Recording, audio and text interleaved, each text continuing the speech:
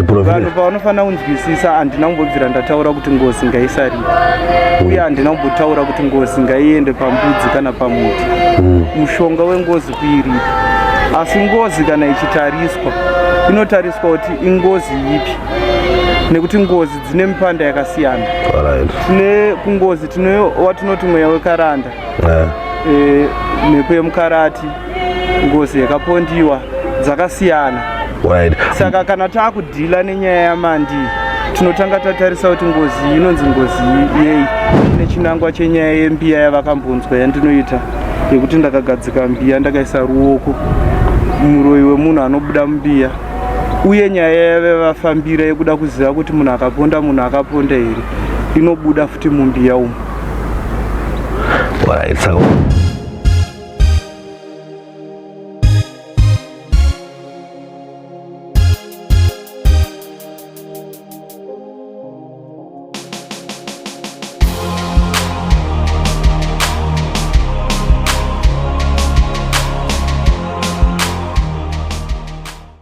Hello Zimbabwe and welcome to my YouTube channel. My name is DJ Sparks. Tipanapa patinoita ngwa video netsvakiridzo patinotsvaga nyaya dzinenge dzichiitika toya nadzo dzine umbo hwadzo. Muzuva nhasi ndavhizitira Munaziri Eriya wenyenyedzi nomwe kuti timboyadzonzwisisa pane nyaya ndaiona pasocial media yanga ichitenderera yekuti pane ngozi iripo, but ngozi yaibatsirwa kana kuti zvigadziswe nyaya iyi panga paina madzibaba kana kuti paine futi vanobatsira nenzira yechivanhu. Saka pane nyaya mataurirwo yaiitwa achinzi vana madzibaba vanga vakutaura kuti ngozi ngaiende pambudzi, vachibatsira nechivanhu vachiti ngozi ngaiende kumusha kwayo inokwanisa kuripwa. Saka nhasi ndati tinyatsonzwisise because nyaya dzacho mataurirwo dzanzichiita dzichibuda nepakasiyana siyana. Saka nhasi ndina Munaziri Eriya wandavhizitira kuti tinyatsonzwe nyaya izvizere, uyezve tine hama dzacho dziripo panapa kuti tinyatsotsananguriro nyaya zvizere so that tinova nepicture chaiyo yenyaya maitikiro yakaita kuti ndizvo here zveshuwa kuti ngozi yaida kuiswa pambudzi, uyezve kana ichinge yaiswa pambudzi zvaizoita sei, mbudzi yaizoraswa here, yaizodyiwa here, yaizoitwa sei, uyezve mhepo yacho yaizvitorawo sei. Sada kuti tinyatsonzwe kuna ivo vachitaura. Saka muri Zimbabwe asina kupedza kutaura, kupedza nguva yenyu mukutaura, gandikwekotedze Munaziri muchirongwa. Munofara here? Makadini baba. Isusu tinofara. Chekutanga ndada kutendai nemukana wamatipa. I know kuti ndatokubvisai pabasa ranga muchiita, makatipawo mukana makarespectawo semedia kuti tinge tichinzwawo side zvenyu nyaya kuti zvaimbonyatsofamba sei, but pane vamwe vanogona kwasina kunzwisisawo kuti zvakanyatsofamba sei kuti tisvike pakuzonzi makanga makutaura imimi kuti ngozi iende pambudzi. Saka hamugona kumbotipawo kana kabackground kenyaya yacho kuti zvakambonyatsofamba sei kuti muzosvike panguva yekuti makazosangana imi muchibatsira nenzira yechitendero paina sekuru aibatsira nenzira yechivanhu. Aiwa, handizvozvo mambo. Nyaya iripo yakati rebei kuzosvika muri iuye kwayaita mudare mangu. Ndinoimba kuti ndinogona kupindura ndichiti mbudzi muriwo. Saka hapana patingatambise muriwo tichidaro. Saka inhaurwa yekutonyepa here kuti mai ndinoimba kuti dzimwe nguva akanyora headline iroro munhu waitsvaga content, asi hapana pakataurika mashoko ekuti ngozi inogara pambudzi. Isu chatinoziva ndechekuti mushonga wengozi kuiripa, asi ngozi kana yakuripwa inoripwa nemutsetse wayo wakanaka chaiwo, kuitira kuti mhuri iri kuendesa mombe isazoita seyatambisa, asi kugadzirisa dambudziko kuti ivo vasare vachigara zvakanaka, uye chizvarwa chinozotera kuseri kwavo vasaramba vachibata mweya wengozi mumwe chetewo. Saka inini handina pandakamisa kuripwa, uye handina pandakataura nyaya yembudzi kuti ngozi iende pambudzi, asi ndaitaura kuti nyaya iyi ngaigadziriswe nemutsetse wakanaka. Pana vamwe vanhu vanogona kwasina kunyatsonzwisisa nyaya yaMandi kuti yaizofamba sei. Hamena kuti mungangotitsanangurira here mbijana kuti zvii zvakambonyatsoitika. Muri ndaisaiziva, uye kuti panga paine nyaya yakadaro pasocial media ndaisazviziva. Asi ndinoimba kuti pavakauya pano dzimwe hama dzacho dzinotaura tanga tiri pamusangano wedu, tanga tiri pamuteuro wegore, vakatouya takaita mazuva 3 tese pano. Ngozi iyoyo ndo yakavarayira kuti vange vari pano. Ndinoimba kuti nenhoroondo yandinonzwa kumashure, Ngozi yaitoramba kuti haidi vapostori, asi Ngozi ndo yakatozotendera kuti tipinde munyaya iyoyo kushure kwokunge vaenda kune mumwe chiremba evarapa. Pasvika nyaya yekuti paakuda mapfupa nemabhonzo emunhu kuti Ngozi inoripwa. Chiremba uya akabva ataura kuti ini ndaguma apa. Munhu aiita zvechivana akati ini ndaguma apa, handichakwanisa kuona zviri kuseri. Saka ivo ndokuuya kwavakazoita kuno, vanzwo basa ratinoita, inyaya yekuti isusu hatishambadze zvatinoita, asi vanhu vakanzwawo vanouya. Asi vakauya nechinangwa chenyaya yembiya yavakambonzwa yandinoita, yekuti ndakagadzika mbiya ndakaisa ruoko muroyi wemunhu anobuda mumbiya, uye nyaya yavafambira yekuda kuziva kuti munhu akaponda here inobuda futi mumbiya umu. Saka vakazouya vakutsvaga mapfupa kuti akanga akaiswa papi. Ndizvozvo chaizvo. Saka makavabatsirawo sei? Inini kuvabatsira kwandakaita ndekwekuti sekuuya kwavakaita, vakauya takapinda mudare, takapinda mumbiya. Hama dzacho dzanga dziripo dzakatenda, dzakagutsikana. Kana iyo Ngozi futi yakauya ichitaura mazwi mamwe chete kuti munhu uyu ndinotenda pane zvaaita. Asi tichiitika dambomunzwisisa panyaya yembiya apa. Mbiya iyi munhu anditanga kuona sezvinoitwa paglazi, zvinhu zvinoitwa paglazi, kwandanga kutoona zvakatoitika panguva yacho zvichitofamba sei, zvakafamba sei. Ndizvozvo takatora mbiya yedu tinoisa mvura, ndoisa ruoko ndonamata nayo. Mavhizheni ese ezviri kuda munhu kuziva anotanga kuaonawo, kunyange munhu akabirwa chaiko. Akatarisa mbiya imomo anogona kuona akaba nekwaakaba nevaakatengesera nekwazvakaenda. Right. Ndikupanzwisisa, ndanyatsanzwisisa panyaya yembiya apa, because pambiya apa kapa because munhu akazvionera ega anonyatsanzwisisa kuti zvakafamba. Saka chii chakazoitika kuti nyaya iyi izosvike pakuti imimi hamuchapindire pairi, kana kuti imimi hamuna kuzopedza dare iri? Zvakazofamba sei? Vanhu vangambouya vaona zvavakaona. Nyaya inoitika ndeyekuti mumusha mune vanhu vakawanda, vanhu vanotenda mune zvakasiyana. Kune vamwe vanotenda muchivanhu chedu isusu, kwozoita vanotenda muchipostori chedu zvekare. Saka pakaita zvikamu zvevanhu kuti kune vanhu vaitenda kuti Ngozi inogadziriswa nen'anga, vamwe vachitenda kuti Ngozi inogadziriswa nemunaziri waMwari. Ndo zvakaitika. Saka vaitenda kuti Ngozi inogadzirwa nenzira yechivanhu, ndo vakazokondenya mberi nebasa. Inini ndakazongoita semunhu mukuru, ndakati no, inini ndakada kuti ndirambe nchipinda munyaya idzi ndinopedzisira ndakonzeresa ruzha. Saka ini ndakataura kuti pandaita apa ndinombogumira apa, topa mukana ari kubatsira wacho ari kuzvita ari kuita zvechivanhu here, amenoti nditsika mutanda here kana kuti in'anga. Ndakati ngaatanga aita pake, kana achinge apedza pake ndozopinda pangu. Saka ndakatosiya ndaisa chiporofita, chiri chimwe chiporofita chiri kutoitika pakunoripa kwavakanoita Ngozi iyo. Vanhu pavanofanira kunzwisisa, handina kumbobvira ndataura kuti Ngozi ngaisaripa, uye handina kumbotaura kuti Ngozi ngaiende pambudzi kana pamuti. Mushonga weNgozi kuiripa, asi Ngozi kana ichitariswa inotariswa kuti ingozi ipi, nekuti ngozi dzine mipanda yakasiyana. Tine kungozi tine watinoti mweya wekaranda, mhepo yemukarati, ngozi yakapondiwa, dzakasiyana.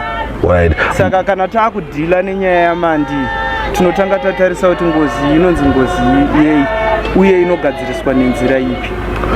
Ndazwa muchitaura ngora mhando ina dzengozi amene mwakwanisa kudzipatsanura so that muri Zimbabwe ngaziye kuti ngapiti ngozi yekupondwa mune muchireva kuti chinga, ngapiti ngozi yemukarati mune muchireva kuti chinga. Chitaura zvengozi yemukarati, mukadzi anenge akaponderwa mumusha mevanhu. Mweya wewo zotanga kumuka wakuda kudzokera kurudzi kwawo. Watinoti mweya wekaranda mushandi anenge achishanda mumusha, kana kuti munhu anenge ari mumusha imomo oponderwa mumusha mevanhu. watinoti mweya wakapondiwa, mweya wekuti munhu anenge akapinza munhu asi asina intention yekuda kuuraya munhu. Saka madhiliro atinoita nengozi idzi dzinofamba nenzira dzakasiyana. Haisi nyaya chete yengoti ngozi yabuda hande tinoripa wakomana tisina kutarisa mudzi wenyaya kuti wakamira sei. But ndine video ndakaona pa YouTube muchita sekuti manga muri mose imimi nasekuru vakazengwa kufamba nyaya mutange muda kufamba nayo nyaya iyi muri pamwe chete. Aiwa, pakutaura kweduka tanga tiri pamwe chete nenyaya yekuti chatiri kuda ndechekuti vanhu vapone. Saka panozosvika nguva yekuti vanhu ndovanenge vane sarudzo yezvavari kuda. Ndoemba kuti vanhu vechikuru vakakura kare kare ndovanotenda mun'anga, kune vamwe vanotenda muchiprofiti. Ko ndinobvunzwa vanhu vachiti zvoni chinamato chenyenyedzi dzinongwe kana kuti chenguo tsvuku chinofambidzana nechiwano. Kuti nditi chitendero chenyenyedzi dzinomwe chinofambidzana nechivanhu handigone kupadayira, asi chandinotaura ndechekuti musangano renyenyedzi dzinomwe mutungamiriri wedu anonzi Baba Amicho kana kuti Maidhona ndiwo tsvimbo yaakauya akabata mumaoko ake kuuya kuzogadzirisa nekutonga mweya yengozi, mweya yemidzimu, mweya yechivanhu nekugadzirisa zvinhu mumamisha evanhu zvakaita sengozi dzatiri kutaura. Saka isusu kana tiri muimba yaMwari tiri kunyenyedzi dzinomwe, kune vanaziri vaMwari nevatongi vanokwanisa kutonga nyaya idzodzo nekudzigadzirisa kuitira kuti musha usare wakachena. Semuenzaniso panyaya dzengozi, basa remutongi kuti vaponda munhu nevaponderwa munhu vasangane toenzanisa nyaya, pasawana anosara achichema. Ndichinzwa matsanangura muri kuita ari kuita sekuti munopokana nezvaitaura kuti maiti ngozi iende pambudzi. Imimi semunhu waMwari makatara kuti ngozi ichaitwa sei, zvichafambiswa sei? Inini ndichisimuka kubva kuchitungwisa kwatinogara, hama idzi dzakatoya dzichinditora, asi vakatouya vaine musikana uye aibudirwa nengozi, nekuti mhepo yengozi iye yakataura kuti inini handikwanise kuenda mumusha umu, ishe vangu vasipo. Saka ngozi iyeya ndo mabudiro ayakaita ichizoya kunoku. Saka makada kutarisa kubva period yazotanga nyaya nepamusangano, muri yaitoya pasangano pandinonamata tangatomirira zuva rekuti toenda kumusha vakauya vakanditora zuva rakwana. Ndinemba kuti panguva yese muri yaitouya pasangano pandinonamata changa takamirira izuva ravanga varonga kuti tiende kunonogadzirisa nyaya iyoyo.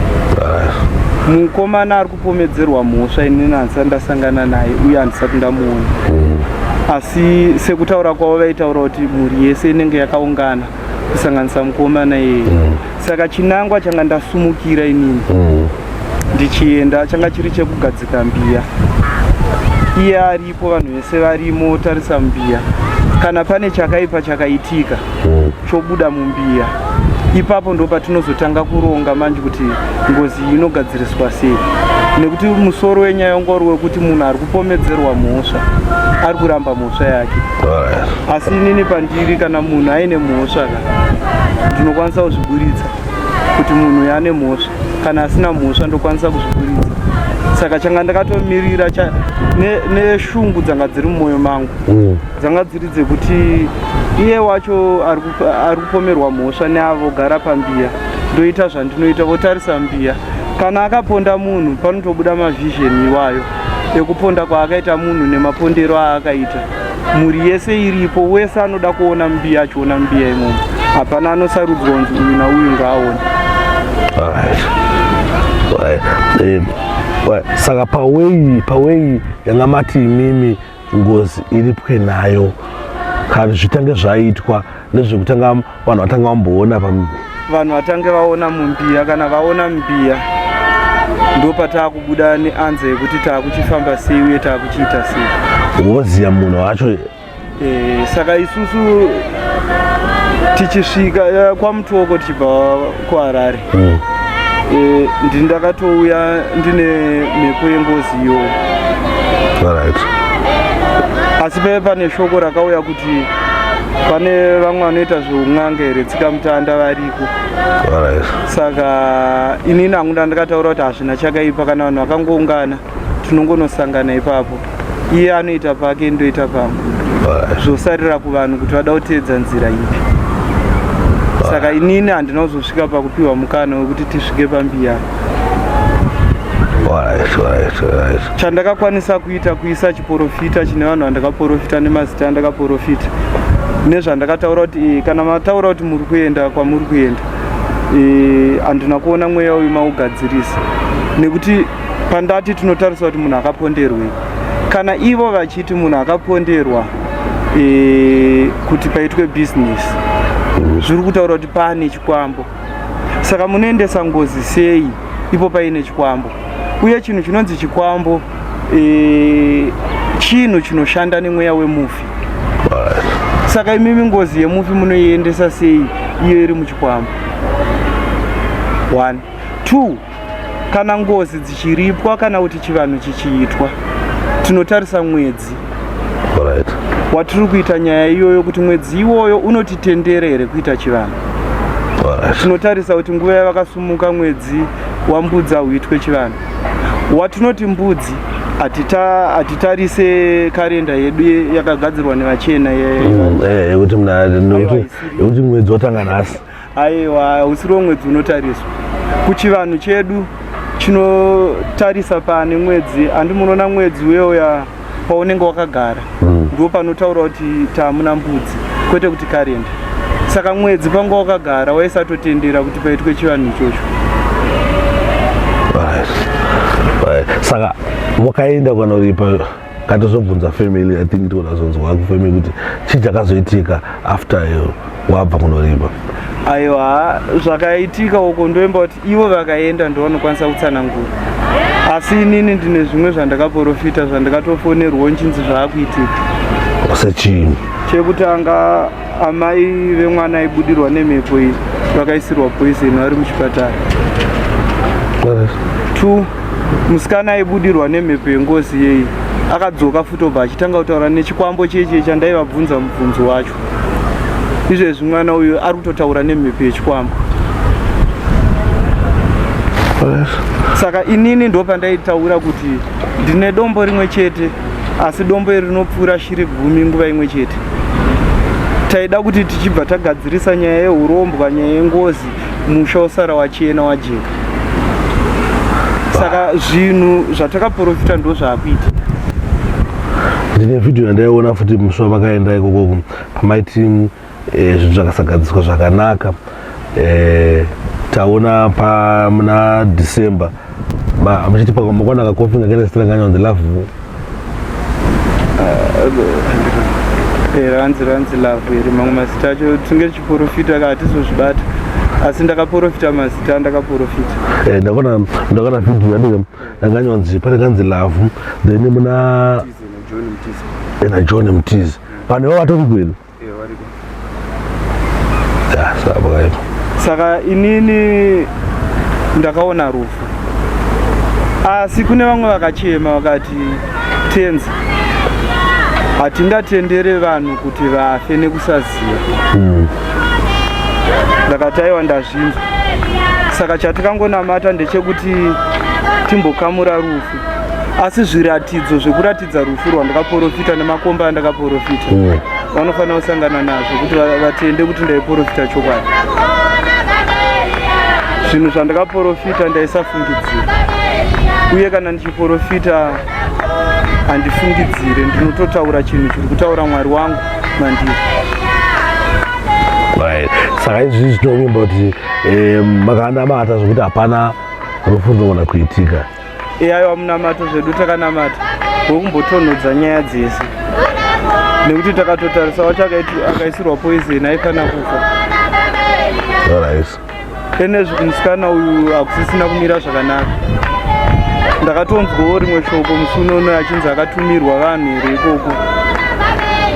Saka inini shwiro yangu ndeyekuti vari kupomedzera mhosva handiti neari kupomedzerwa tese toenda panzvimbo imwe chete. Mbiya iyi ndo inopedza nyaya yese, asi nechikonzero chekuti vakuru vavo vari kuramba nekuti vane zvavanotenda, handingakwanise kumanikidzira zvinhu kuti tiise ruzha. Saka chandinotoita ndechekudzikamisa situation iripo, uye hazvibatsire kuti tikugadzirisa nyaya dzemusho wevanhu, vanhu osara vakabatirana matemo. Kana maona paakudaro nendisiri mutongi, tinofanira kusiya vanhu vachiwirirana. Ari kupomedzerwa mhosva nevari kupomedzera, asi chokwadi chinenge chabuda. I think matsanangura zvatanzwisisa pamusoro pesaidi dzenyu about nyaya iyi mafambiro yakaita. I think kuna umwe vanhu anogona vachiona TV ino, anogona vachiona channel ino, anogona vachitiona paFacebook, basi kunyatsoziva kuti nyaya iyi yakamboyadzofamba sei, yakabva kupi, yapapi. I think togona kubatsirwa nefamily votitsanangurirawo mhuri yeZimbabwe kuti vazivewo kuti nyaya iyi kufamba sei uyezve yapapi. Ndizvozvo ndoimba kuti mhuri ndo inogona kuti itsanangure mavambiro enyaya nematangiro enyaya. Inini ndinokwanisa kutaura kusangana kwandakaita nevanhu chete pane shoko rangu nekuvabatsira kwandakaita nepandakasvika. Chandingoramba chete i-bad publicity. Handizivo kuti journalist wacho akaisa musoro wenyaya wakadaro akaisirei, uye handizivo kuti kutsvaga content here kana kuti.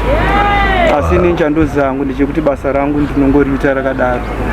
Handina munhu wandinonyomba, handina munhu wandinotuka, handina chakaipa chandinotaura pamberi pevanhu.